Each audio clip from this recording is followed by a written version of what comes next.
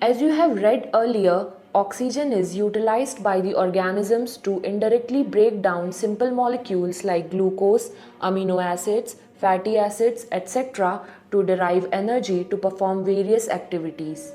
Carbon dioxide, which is harmful, is also released during the above catabolic reactions. It is therefore evident that O2 has to be continuously provided to the cells and CO2 produced by the cells have to be released out.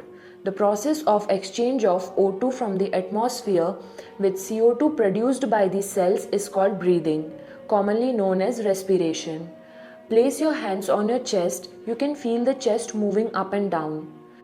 You know that it is due to breathing. How do we breathe? The respiratory organs and the mechanism of breathing are described in the following sections of this chapter. Topic 17.1 Respiratory Organs. Mechanisms of breathing vary among different groups of animals depending mainly on their habitats and levels of organization. Lower invertebrates like sponges, coelentrates, flatworms, etc. exchange O2 with CO2 by simple diffusion over their entire body surface. Earthworms use their moist cuticle and insects have a network of tubes to transport atmospheric air within the body. Special vascularized structures called gills are used by most of the aquatic arthropods and mollusks, whereas vascularized bags called lungs are used by the terrestrial forms for the exchange of gases. Among vertebrates, fishes use gills, whereas amphibians, reptiles, birds, and mammals respire through lungs. Amphibians like frogs can respire through their moist skin called cutaneous respiration also. Topic 17.1.1 Human Respiratory System. We have a pair of external nostrils opening out above the upper lips.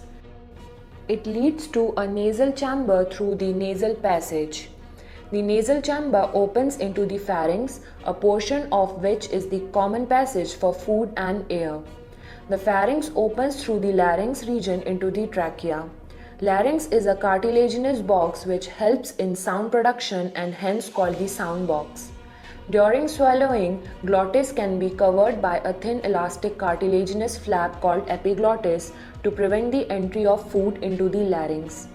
Trachea is a straight tube extending up to the mid-thoracic cavity, which divides at the level of fifth thoracic vertebra into a right and left primary bronchi. Each bronchi undergoes repeated divisions to form the secondary and tertiary bronchi and bronchioles, ending up in very thin terminal bronchioles.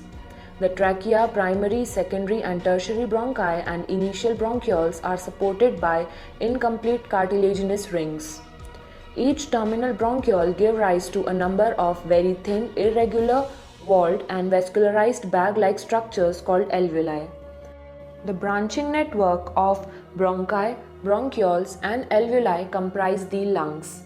Figure 17.1. We have two lungs which are covered by a double-layered pleura with pleural fluid between them. It reduces friction on the lung surface. The outer pleural membrane is in close contact with the thoracic lining, whereas the inner pleural membrane is in contact with the lung surface. The part starting with the external nostrils up to the terminal bronchioles constitute the conducting part, whereas the alveoli and their ducts form the respiratory or exchange part of the respiratory system. The conducting part transports the atmospheric air to the alveoli, clears it from foreign particles, humidifies and also brings the air to body temperature. Exchange part is the site of actual diffusion of O2 and CO2 between blood and atmospheric air. The lungs are situated in the thoracic chamber, which is anatomically an airtight chamber. The thoracic chamber is formed dorsally by the vertebral column, ventrally by the sternum, laterally by the ribs, and on the lower side by the dome-shaped diaphragm. The anatomical setup of the lungs in thorax is such that any change in the volume of the thoracic cavity will be reflected in the lung cavity. Such an arrangement is essential for breathing as we cannot directly alter the pulmonary volume. Respiration involves the following steps. First, breathing or pulmonary ventilation by which atmospheric air is drawn in and CO2-rich alveolar air is released out. Second, diffusion of gases across alveolar membrane. Third, transport of gases by the blood. Fourth, diffusion of CO2 and O2 between blood and tissues. Fifth, utilization of O2 by the cells for catabolic reactions and resultant release of CO2. Cellular respiration as dealt in the chapter 14. Topic 17.2 Mechanism of breathing. Breathing involves two stages: inspiration, during which atmospheric air is drawn in, and expiration, by which the alveolar air is released out. The movement of air into and out of the lungs is carried out by creating a pressure gradient between the lungs and the atmosphere. Inspiration can occur if the pressure within the lungs or the intrapulmonary pressure is less than the atmospheric pressure, that is, there is a negative pressure in the lungs with respect to atmospheric pressure. Similarly, expiration takes place when the intrapulmonary pressure is higher than the atmospheric pressure. The diaphragm and a specialized set of muscles, external and internal intercostals between the ribs, help in generation of such gradients. Inspiration is initiated by the contraction of diaphragm, which increases the volume of thoracic chamber in the antero-posterior axis. The contraction of external intercostal muscles lift up the ribs and the sternum, causing an increase in the volume of the thoracic chamber in the dorsoventral axis. The overall increase in the thoracic volume causes a similar increase in pulmonary volume. An increase in pulmonary volume decreases the intrapulmonary pressure to less than the atmospheric pressure, which forces the air from outside to move into the lungs. That is inspiration. Figure 17.2a. Relaxation of the diaphragm and the intercostal muscles returns the diaphragm and sternum to the normal position and reduces the thoracic volume and thereby the pulmonary volume. This leads to an increase in intrapulmonary pressure to slightly above the atmospheric pressure, causing the expulsion of air from the lungs, that is expiration. Figure 17.2b. We have the ability to increase the strength of the inspiration and expiration with the help of additional muscles in the abdomen. On an average, a healthy human breathes 12 to 16 times per minute. The volume of air involved in breathing movements can be estimated by using a spirometer, which helps in clinical assessment of pulmonary functions.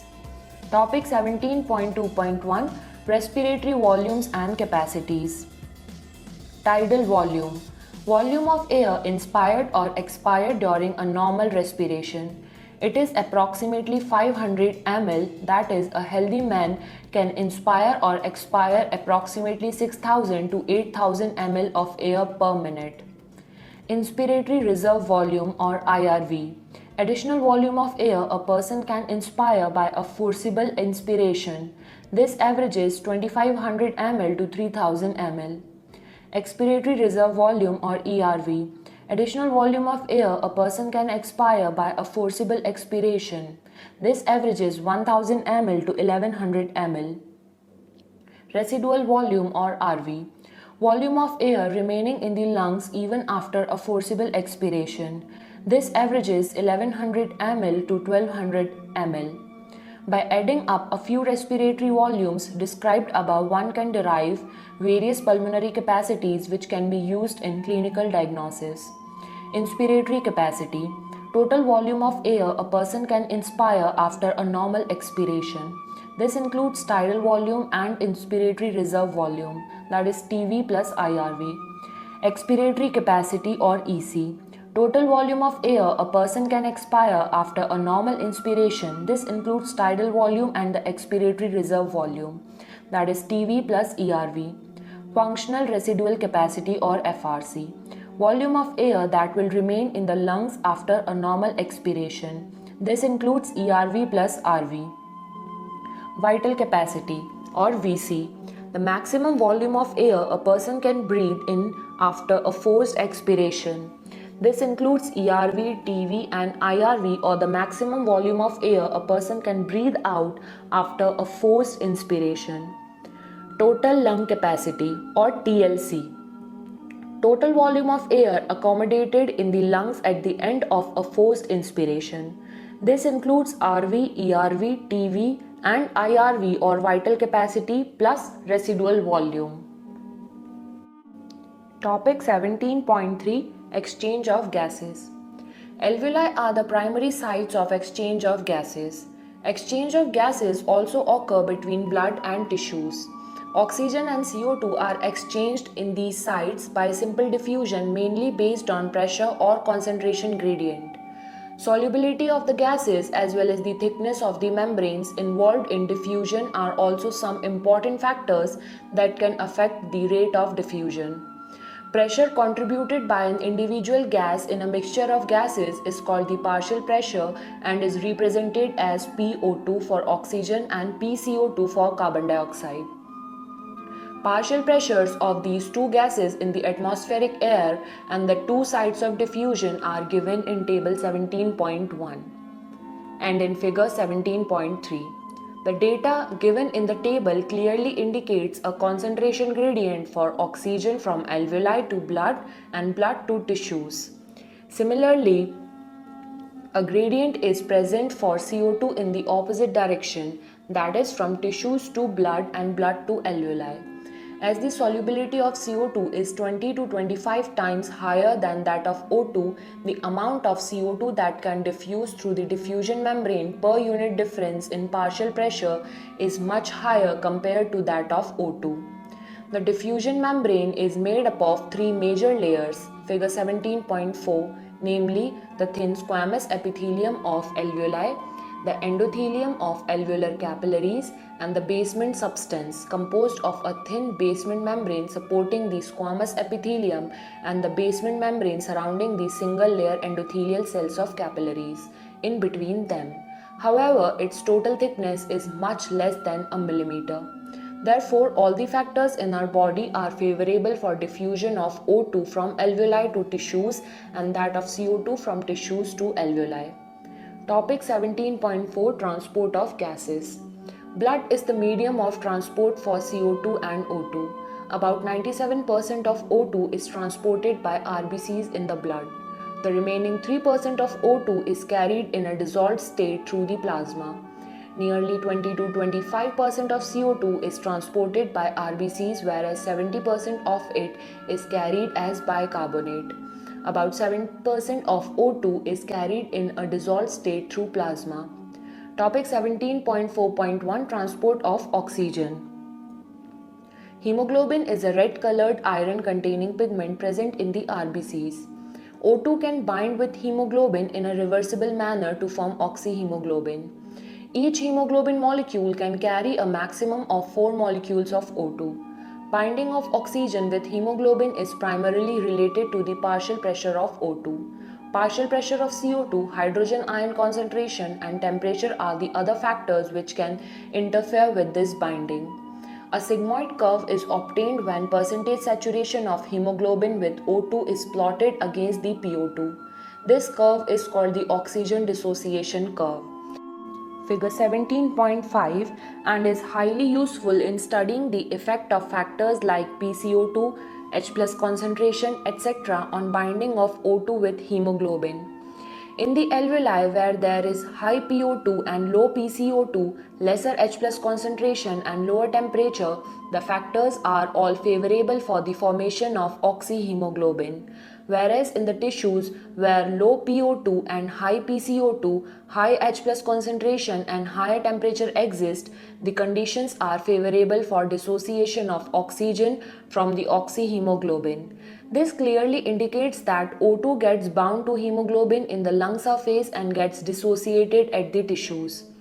Every 100 ml of oxygenated blood can deliver around 5 ml of oxygen to the tissues under normal physiological conditions.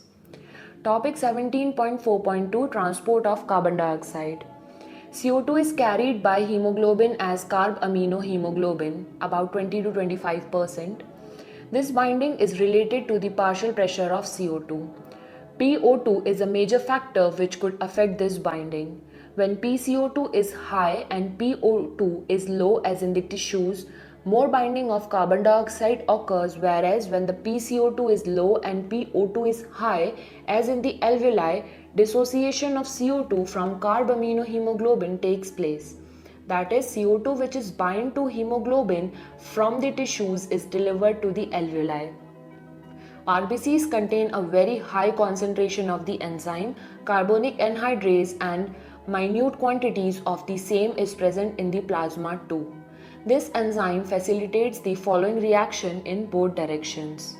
Carbon dioxide plus water in presence of carbonic anhydrase gives H2CO3. H2CO3 in presence of carbonic anhydrase gives HCO3 minus plus H plus. At the tissue site where partial pressure of CO2 is high due to catabolism, CO2 diffuses into blood and forms bicarbonate and H plus. At the alveolar site where PCO2 is low, the reaction proceeds in the opposite direction, leading to the formation of CO2 and H2O. Thus, CO2 trapped as bicarbonate at the tissue level and transported to the alveoli is released out as CO2. Figure 17.4. Every 100 ml of deoxygenated blood delivers approximately 4 ml of CO2 to the alveoli. Topic 17.5. Regulation of respiration. Human beings have a significant ability to maintain and moderate the respiratory rhythm to suit the demands of the body tissues. This is done by the neural system. A specialized center present in the medulla region of the brain called respiratory rhythm center is primarily responsible for this regulation. Another center present in the pons region of the brain called pneumotaxic center can moderate the functions of the respiratory rhythm center. Neural signals from this center can reduce the duration of inspiration and thereby alter the respiratory rate. A chemosensitive area is situated adjacent to the rhythm center, which is highly sensitive to CO2 and hydrogen ions. Increase in these substances can activate this center, which in turn can signal the rhythm center to make necessary adjustments in the respiratory process by which these substances can be eliminated. Receptors associated with aortic arch and carotid artery also can recognize changes in CO2 and H plus concentration and send necessary signals to the rhythm center for remedial actions. The role of oxygen in the regulation of respiratory rhythm is quite insignificant. Topic 17.6. Disorders of respiratory system. Asthma. Asthma is a difficulty in breathing causing wheezing due to inflammation of bronchi and bronchioles. Emphysema. It is a chronic disorder in which alveolar walls are damaged, due to which respiratory surface is decreased. One of the major causes of this is cigarette smoking. Occupational respiratory disorder. In certain industries, especially those involving grinding or stone breaking, so much dust is produced that the defense mechanism of the body cannot fully cope with the situation. Long exposure can give rise to inflammation, leading to fibrosis and thus causing serious lung damage. Workers in such industries should wear protective masks. Summary. Cells utilize oxygen for metabolism and produce energy along with substances like carbon dioxide, which is harmful. Animals have evolved different mechanisms for the transport of oxygen to the cells and for the removal of carbon dioxide from there. We have a well-developed respiratory system comprising 2 lungs and associated air passages to perform this function. The first step in respiration is breathing, by which atmospheric air is taken in and the alveolar air is released out. Exchange of O2 and CO2 between deoxygenated blood and alveoli, transport of these gases throughout the body by blood, exchange of O2 and CO2 between the oxygenated blood and tissues, and utilization of O2 by the cells are the other steps involved. Inspiration and expiration are carried out by creating pressure gradients between the atmosphere and the alveoli with the help of specialized muscles, intercostals and diaphragm. Volumes of air involved in these cavities can be estimated with the help of spirometer and are of clinical significance. Exchange of O2 and CO2 at the alveoli and tissues occur by diffusion. Rate of diffusion is dependent on the partial pressure gradients of O2 and CO2, their solubility as well as the thickness of the diffusion surface. These factors in our body facilitate diffusion of O2 from the alveoli to the deoxygenated blood as well as from the oxygenated blood to the tissues. The factors are favorable for the diffusion of CO2 in the opposite direction, that is from tissues to alveoli. Oxygen is transported mainly as oxyhemoglobin. In the alveoli where PO2 is higher, O2 gets bound to hemoglobin which is easily dissociated at the tissues where PO2 is low and PCO2 and H+ concentration are high. Nearly 70% of carbon dioxide is transported as bicarbonate with the help of the enzyme carbonic anhydrase. 20 to 25% of carbon dioxide is carried by hemoglobin as carbaminohemoglobin. In the tissues where PCO2 is high, it gets bound to the blood, whereas in the alveoli where PCO2 is low and PO2 is high, it gets removed from the blood. Respiratory rhythm is maintained by the respiratory center in the medulla region of brain. A pneumotaxic center in the pons region of the brain and a chemosensitive area in the medulla can alter respiratory mechanism. Exercises.